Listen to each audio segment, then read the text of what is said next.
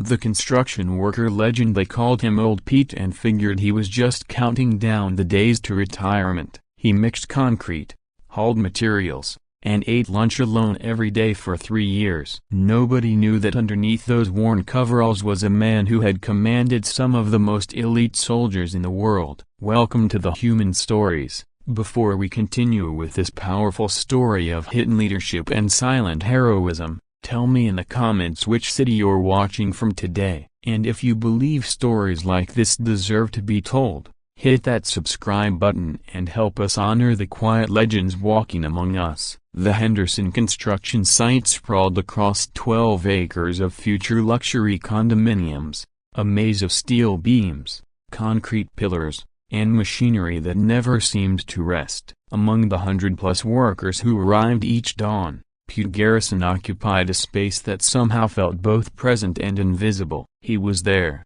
but he wasn't really there, like a shadow that had learned to carry tools. At 64, Pete moved with the careful deliberation of a man whose body had been through too much to waste motion on anything unnecessary. He wore the same faded blue coveralls every day, carried his lunch in a dented metal box that looked like it had survived battles, and spoke only when directly asked a question. Even then, his answers came in single words or short phrases that revealed nothing about the man behind them. The younger workers called him Old Pete when they thought he couldn't hear, though it was never said with malice. To them, he was just part of the landscape, a reliable, quiet, and utterly unremarkable. He mixed concrete with the same methodical precision every day, hauled materials without complaint, and disappeared at quitting time like morning mist. But there were things about Pete that didn't quite fit, if anyone had bothered to look closely enough to notice them. His hands,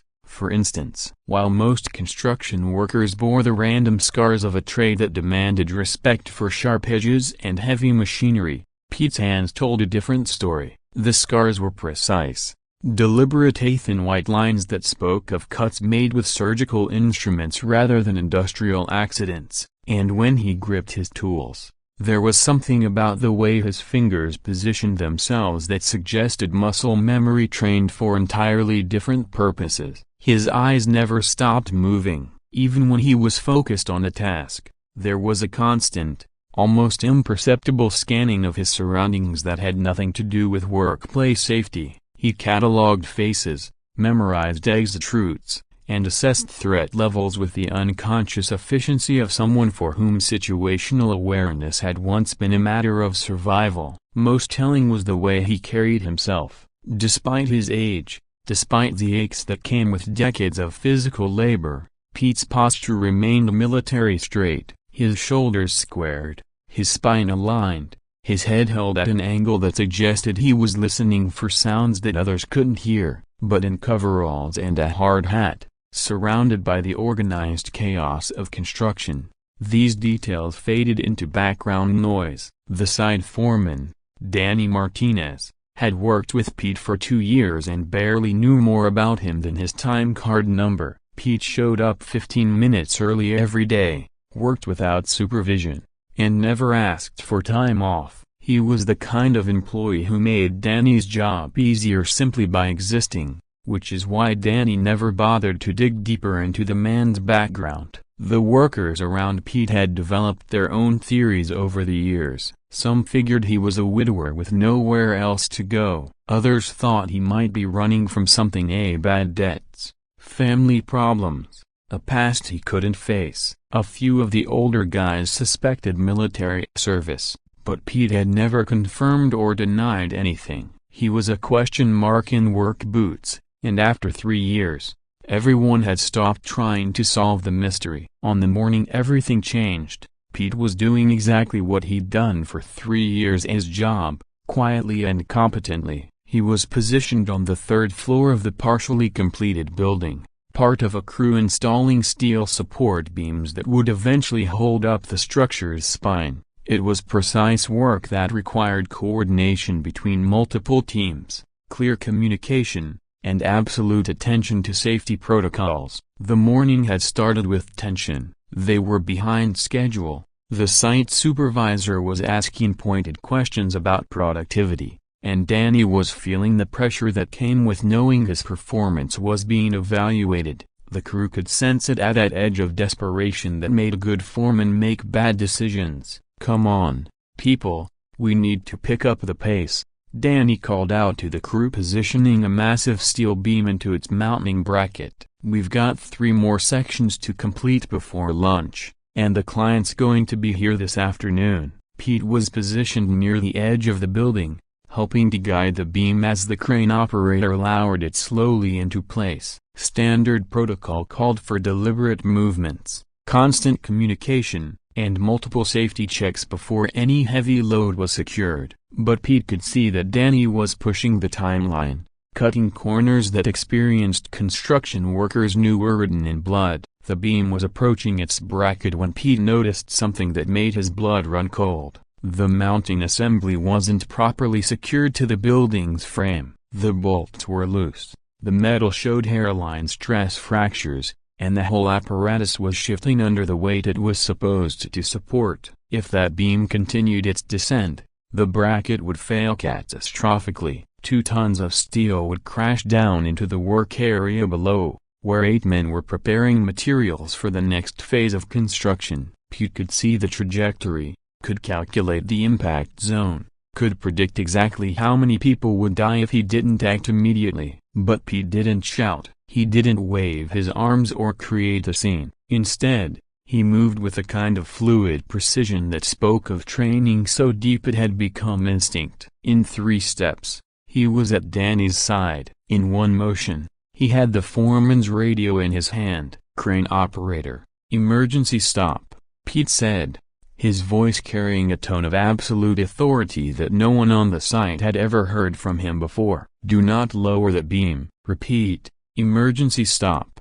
Danny spun around, his face flushed with confusion and anger. "What the hell are you doing, Pete? We don't have time for a look at the bracket," Pete said, pointing to the mounting assembly. His voice was calm, controlled, but carried an undertone of command that made Danny stop mid-sentence. "See the stress fractures along the weld line? The bolts are loose. Lower that beam and the whole assembly comes apart." Danny looked where Pete was pointing, his anger giving way to something approaching fear as he saw what he'd missed. The cracks were barely visible, hairline fractures that required a trained eye to spot, but they were there, and they were growing. "How did you, how did you see that?" Danny asked, his voice smaller now. Pete was already moving toward the bracket, his hands examining the connection points with practiced efficiency. "Because I know what failure looks like," he said simply. Within minutes, the construction site had transformed. Safety inspectors arrived, engineers were called in to assess the structural integrity of the entire floor, and the crane remained frozen in position while experts confirmed what Pete had spotted in a single glance. The bracket was indeed compromised, a manufacturing defect combined with improper installation that would have resulted in catastrophic failure under load. The beam was repositioned, the entire mounting system was replaced, and work resumed with new safety protocols in place. But something fundamental had shifted on the job site. Workers who had barely acknowledged Pete's existence for 3 years suddenly found reasons to walk past his work area. The crane operator climbed down from his cab specifically to shake Pete's hand. Even the usually aloof safety supervisors nodded respectfully when they encountered him. It was the site superintendent, Mike Brennan, who finally asked the question that everyone was thinking. "Hell of a catch today, Pete," Brennan said, studying the older man with new interest. "Mind me asking where you learned to spot structural problems like that?" "Here and there," Pete replied, giving the same non-committal answer he'd offered for 3 years. But Brennan wasn't satisfied. "That wasn't luck, and we both know it. The way you handled that situation, the way you took command when lives were on the line, that's not something you pick up doing odd jobs. That's training." Pete continued working, hoping the conversation would end, but he could feel Brennan's eyes on him, could sense the questions forming.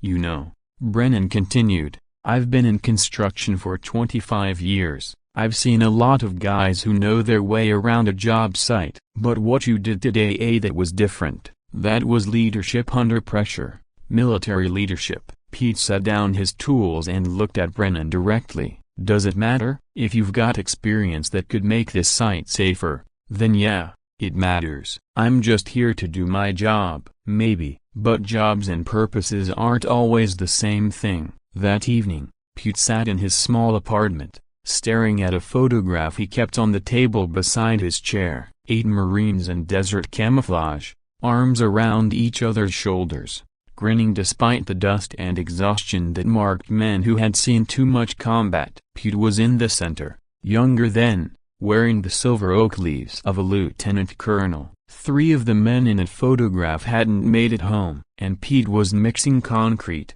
pretending that 32 years of command experience didn't matter. His phone rang. His daughter Sarah. "Dad, I heard about what happened at work." Mrs. Henderson called. Her husband owns the construction company. She said you saved lives today. Just did what needed doing. No, Dad, that's what you always do. It's who you are. The next morning, Pete found Mike Brennan waiting by the entrance. "Walk with me," Brennan said quietly. They found a corner away from the morning bustle. Brennan leaned against a stack of materials and studied Pete carefully. "I made some calls last night," he said. "Funny thing, Pete Garrison doesn't exist in any official records before 5 years ago, but Colonel Peter J. Garrison retired from the Marines 5 years ago after 32 years of service. Distinguished service." Pete remained silent. "I'm not asking you to explain why you started over, but I am asking you to consider that maybe hiding who you are isn't helping anyone." Brennan pulled out a folded paper. "Site supervisor position.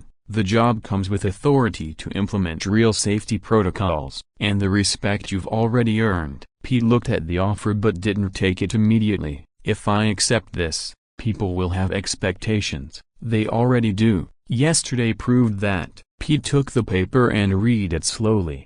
The responsibilities aligned perfectly with skills he'd spent decades developing and 3 years trying to forget. "When do you need an answer?"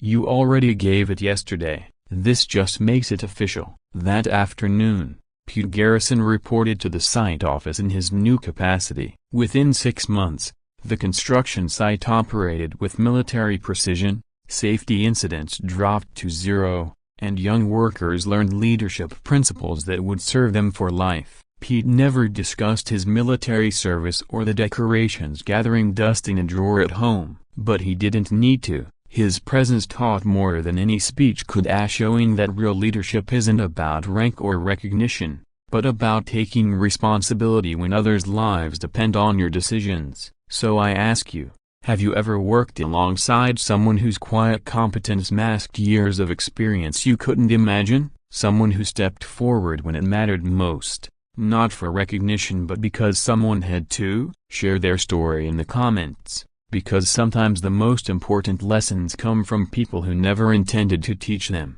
Thank you for watching The Human Stories. If this moved you, subscribe and help us honor the hidden heroes who shape our world through quiet excellence. Because in a world that celebrates noise, sometimes the most powerful voices speak through action alone. And next time you're working alongside the quiet ones, look a little closer. You might be standing next to a legend who's just waiting for the right moment to save lives.